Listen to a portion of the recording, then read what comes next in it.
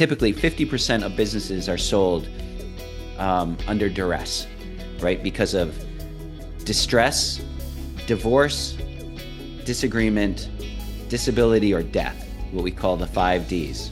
50% of businesses are sold because that, right? And people aren't planning for that. And then when that happens, you end up selling typically at a deep discount to what the true value is. So it's really important that you prepare before, even if you don't think you're going to sell your business, go through that exit planning. An exit plan is one of the best business plans, right? Go through the exit plan so you are prepared in case something happens.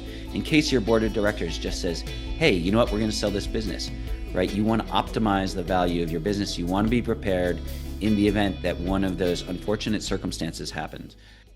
Hello, ladies and gentlemen, and welcome to our Risk Management Show podcast, where we explore critical trends and strategies shaping risks, security, and leadership today.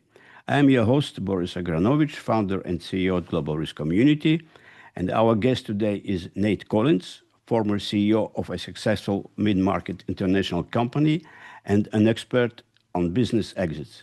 Nate led his business through a mid-8-figure sale, and he understands not only the strategic and financial hurdles of such an exit, but also the emotional and personal challenges that often follow. He is passionate about helping business owners prepare not just for the transaction, but for life after, managing regret and anxiety, finding well-being, and making sure the next chapter is as fulfilling as the last. So, Nate, welcome to our Risk Management Show podcast today. Thanks so much, Boris. And let me just say, you have like the perfect voice for podcasting. It's so mellifluous. It's the first time I hear such compliments. So I'm lost in my career in broadcasting. Okay, but nevertheless, I'm doing this for the last two years, so I probably catch up a little bit. Okay, so thank you. And today I believe that we will have a thoughtful conversation on the important topic of life after the exit and navigating the emotional and strategic challenges of selling your business. Perhaps also for employees, it might be challenges after they transition to pension or retirement. But before that, Nate, could you tell us a short story about your career path, what you did and what you're up to these days? Yeah, absolutely. So right now I am a certified exit planning advisor and a financial advisor at Raymond James here in the United States. And I work with entrepreneurs and executives and help them optimize the value of their business and their personal investments through personal financial planning and investment management. And before this, I was, as you mentioned, the CEO of a mid-market company. We had offices, we were headquartered in New York. We had offices also in Los Angeles and London, about 100 people worldwide. And I ran that business for 10 years. I took it over in 2011 and sold it in 2019. It was a really wonderful experience. I loved the business. I loved the people. Our team was fantastic. I loved our clients, the community. And I really I never intended to sell the business, but at some point, our board of directors accepted an unsolicited offer to buy the company. And 6 months later, I was no longer a CEO. So what that taught me was the hard lesson of being prepared. You just always need to be prepared for the next chapter of your life, whether it is a new career, the end of a career, or any other non-professional change in your life. All right, perfect. So you have been through a mid-8-figure business exit yourself. Can you take us back to that experience and what surprised you the most, both good and bad? Yes. So I have to say, going into selling my business, I was very fortunate in a lot of ways. I was a Vistage member, which is a worldwide organization of CEO, a network of CEOs who meet together and support one another. And my Vistage team really helped me navigate through that exit and helped me find great advisors. I had some tremendously uh, just competent and helpful advisors, an investment banker, an M&A attorney, and a transaction accountant, which helped me sell the company for, I'd say, two times more than I thought it was worth. It was really surprising. And that was wonderful. At the same time, I was a little bit I was ignorantly arrogant about my beliefs of how let me start that again. I was ignorantly arrogant about my own personal ability to manage my own finances. So although I had a great business team to help me through the transaction, I didn't have a good personal team. I didn't have a financial advisor to help me identify tax mitigation opportunities and really help me understand a financial plan, which would have done wonders to calm my nerves, given me clarity, help me feel financially secure. And I didn't have a personal CPA to, again, also identify those tax mitigation opportunities. In the end, I ended up paying millions of dollars in taxes that I could have avoided altogether. Um, and I also dealt with a lot of emotion and stress. A transaction, for anybody who has not been through one when you're selling your business, is incredibly volatile, uncertain, emotional time period. And the more certainty that you can have during that time, and that certainty comes from working with your advisors. The more certainty you can have, the better decisions you'll make. And although I ended up doing tremendously well, I made a lot of mistakes. And now my purpose in life is to help others avoid the mistakes that I made. Yeah. There are some also serial exit exiters. They after first exit they do it five times over, right? Yeah, and I've definitely spoken to a number of those people, and they will say that no matter how many times you sell a company, you're always going to make some mistakes. And again, it all goes back to having a full team of advisors to help you navigate through that transaction. Remember, when you're selling a business, you're typically selling it to somebody who's an expert at buying businesses. They've done, a dozen transactions or more, so they know so much more than you do. And without having that team on your side, you're just going to be overmatched. Yeah. Forbes report that 75% of business owners regret selling within just 12 months.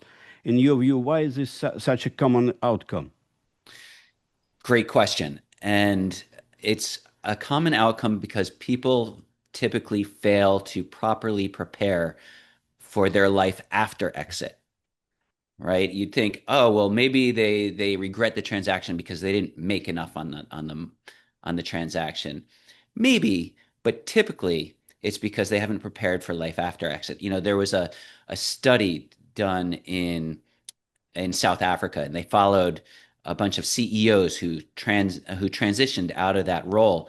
And what they found were that the CEOs went through a period of uncertainty, loss of direction, um, depression, anxiety, regret, and they call this period the liminal period. It's called the liminal period. And what's happening to those business owners who sell their company, that 75% of business owners who regret selling their company, is they're going through that liminal period, right? They're going through that uncertainty, doubt, lack of direction. They don't know who they are because within, one day, all of a sudden they lose their community, their purpose, their direction, everything that their structure, everything that they knew is just gone because you're just handing your business over to somebody else. So they say, well, what do I do now? And that is where they didn't properly prepare to make that transition. There was another study, and it goes not just for people who sell small businesses. There was another study that found that even business owners, entrepreneurs who sold for tens of millions of dollars plus, hundreds of millions of dollars, still go through this same situation. And I went through that situation, and that's why I'm so passionate about it, because after selling my business, I went through that liminal period for years, and it was very destructive. It had a huge impact on my relationship with my family, my sleep. I don't think I slept a full night for 3 years or something, and Wow. on my health. It was very, very difficult. Um, and the big thing was I just didn't know who I was. Going into a sale, when you think about selling your company, most people will identify their primary goal as financial freedom. And that's what I thought my goal was when I sold the company. I thought, wow, this will be great. I'll be able to afford anything I want. I will have time to sit on the beach, literally. I wanted to go sit on the beach, right? And um, and people will revere me because I sold a business, and which wasn't necessarily true. I found out, but I also found out that financial freedom does not lead to personal fulfillment. In fact, if anything, I felt more empty, worthless at times because I wasn't needed. I didn't have a purpose. And that was very difficult. Yeah, interesting. So, for example, when I think about myself in this kind of dream situation, I describe myself like also in the beach, but maybe in the cruise ship or somewhere in the nice places, and I have to rewind myself, and then I will do something else after I finish this nice period. But because Yeah. you said many leaders spend years planning the sale itself, but not what comes after. What are the biggest pitfalls of failing to prepare for the life after exit? Yeah, and so I just also want to backtrack for a second. This also applies to anybody who's making a transition. If you're retiring, um, or if you're making some sort of life transition, um, maybe going through divorce or anything that is significant, maybe moving, and ultimately you might go through this liminal period, this period of confusion, loss of identity, um, loss of direction, anxiety. And so what's interesting, so I was going through all of that, this kind of depression. A lot of people likened it to postpartum depression. They said, it's very similar to what my wife went through when we had our baby afterwards, you know. Um, so I was going through this period, and I ended up having lunch with my old Vistage coach, who was just a wonderful, wonderful human being. And he could see what I was struggling with, and he said, let me give you the secret recipe to personal well-being, because that's what you're missing. You're missing personal well-being. At the time when I was going through it, I was working at a hedge fund. So it's not like I wasn't busy. I had things to do, and I had a good job that paid me a lot of money, but I didn't have that personal fulfillment. And he said, you're missing your personal well-being. He said that the secret recipe to personal well-being is three things. One, purpose. Two, community. Three, health. And you know, he said those things, and I spent months thinking about them and really trying to identify what could bring me closer to those three things, and I established some goals to bring me closer to goals that aligned with those three things. So the first goal I had um, was to share my experience with others, and that was my purpose, right? Share my experiences, um, and what I'd gone through. That's my purpose. The second thing was to be a role model for my children, right? And that's my community. Mhm. And then the third thing was to find a career that aligned with my purpose. So, and so that's how I became a financial advisor, because this is more than just a a job or a career for me. It's my purpose. It's my well-being. Working with other entrepreneurs and executives and helping them navigate this transition and helping them find personal well-being is my purpose. And so, you might be sitting there thinking, well, you know what? I'm not planning on selling my business, or I'm not planning on retiring. I'm not planning on any big transition. So why should I even be listening to this podcast? Why should I be listening to this person?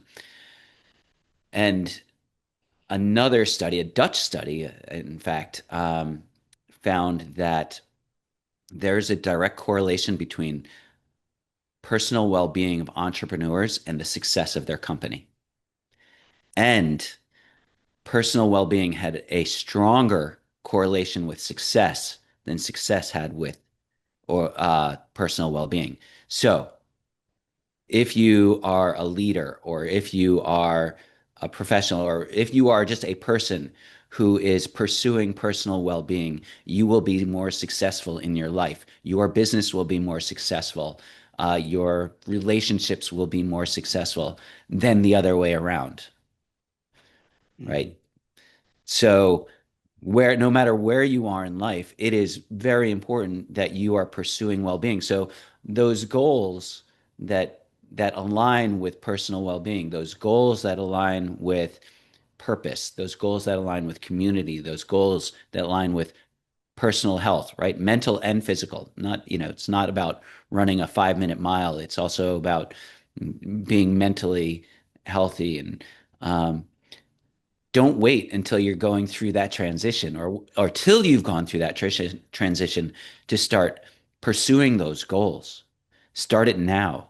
You start it now and you will live a much happier life. You'll have a more successful business. You'll have a more successful career, Mhm. and you'll have more successful relationships. Mhm. So, from your own journey, what strategies or practices help you move forward toward this personal well-being after the exit? Well, for me, it's following those three goals that I had, right? It's about sharing my journey, and I'm so grateful, Boris, that you have me on your podcast where I can share this journey with others.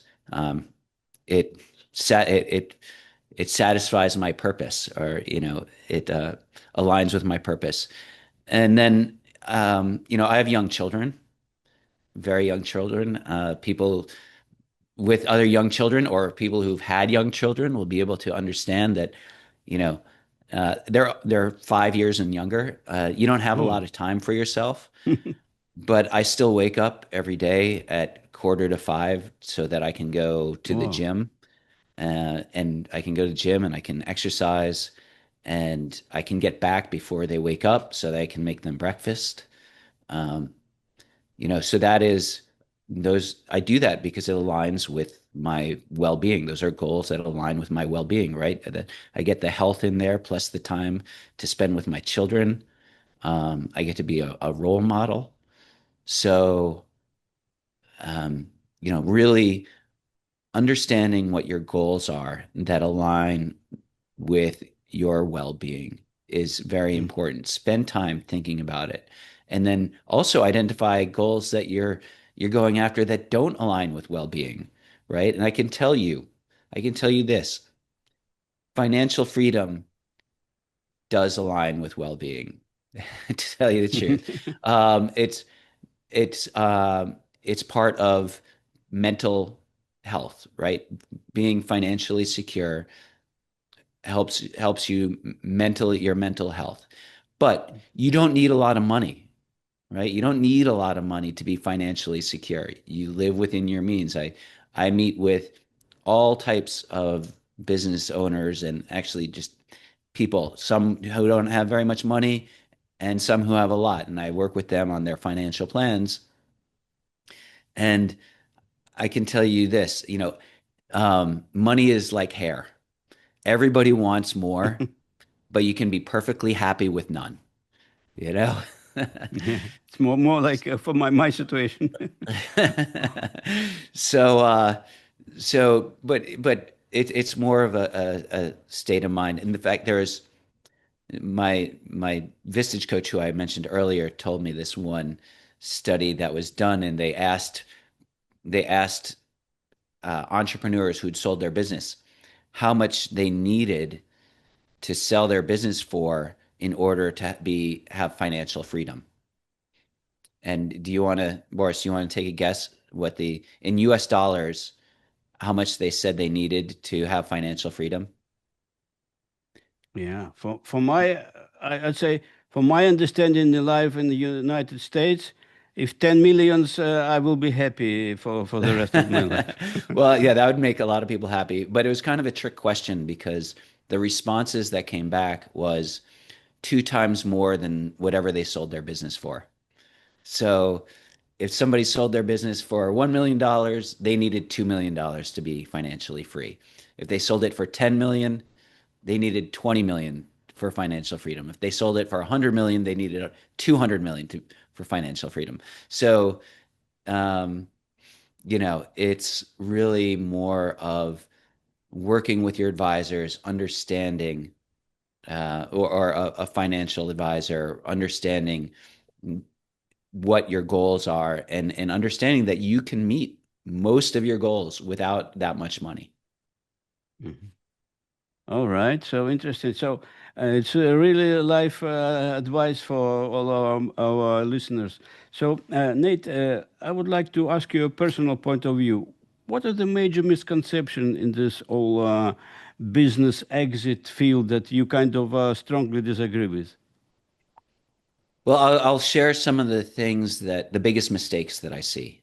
The biggest mistake that I see out on not on a non-personal level, the biggest business mistake that I see is that people, one, think they can do it by themselves. Um, and so, as I said, typically, if you're selling a company, you're selling it to somebody who's done it a number of times and will completely take advantage of you. Um, and then the other mistake is people fail to prepare, fail to plan.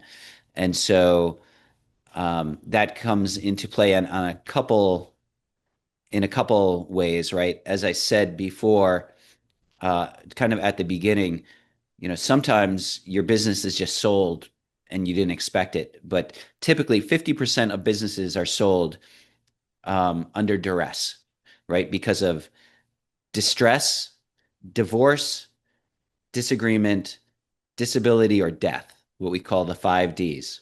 50% of businesses are sold because that, right? And people aren't planning for that. Um, and then when that happens, you end up selling typically at a deep discount to what the true value is. So it's really important that you prepare before, even if you don't think you're going to sell your business, go through that exit planning.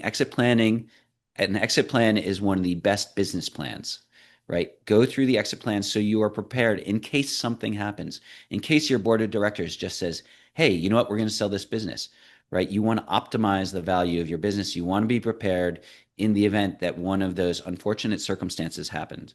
So start exit planning the day you start a business, right? Start optimizing the value of your business by making it transferable. To tell you, I have a quarterly exit planning webinar. The next one is November 5th. I encourage everybody to um, listen in, where we talk about how to optimize the value of your business and your life. And so anyway, so that on the business side, people just fail to prepare. And the same thing goes on the personal side. They fail to prepare. And that's what we were talking about is they go through that transaction, they don't prepare, and then Monday morning they don't have a business and they're no longer important. Nobody's calling them. They don't have their community anymore. They don't know what to do. And they're like, well, this is awful. This is all, this is, and they try calling people and that they used to talk to in business, and those people are like, hey, listen, I'm too busy to talk to you, you know. So really, the biggest failure is lack of preparation, and the way to avoid that is seriously start talking to advisors earlier. I think the best person, if from a business standpoint, if you're considering selling your business in the next 5 years, even 10 years, start talking to a certified exit planning advisor, also known as CEPA, CEPA. Start talking to a certified exit planning advisor. Their job is to ensure that you go through a transaction and achieve your personal, your financial, and your business goals. Mhm. And All that right. is This is a successful exit right there, achieving your personal, your financial, and your business goals. fantastic, Nate. That's all my questions. Perhaps if I forgot to ask you something that is important to our audience, please go ahead. Perhaps you can name your company, and I also will put the link to your company uh, Yeah. in So the. absolutely. So the best way to reach me is my email, Nate, Nate dot Collins, Collins at raymondjames.com. And or you can just I'm super easy to find on LinkedIn. Just type in Nate Collins, Raymond James, or on Google, Nate Collins, Raymond James, founder wealth strategies of Raymond James. And again, I do a quarterly exit planning webinar that is really not just for people who are thinking about selling their businesses, but who are in any part of their business journey. And as I said, business um, business exit planning is a great business plan. All right, fantastic, Nate. Thanks again for your thoughtful interview and your kind of perspective for all business owners who are planning to do transition, also for employees who plan to transition, and they will we will urge you to check out the website of Nate, and I will also try to sign up for this webinar. When is it? In November, right? November 5th. November That's the 5th. next one. Okay. Yep. I'll Thank you send again. you the link that Oh, you can post. fantastic. We can also put it in show notes. Yeah. All right. Wonderful. Thanks, Boris. Thank you. Thank you. Have a Bye great bye. day.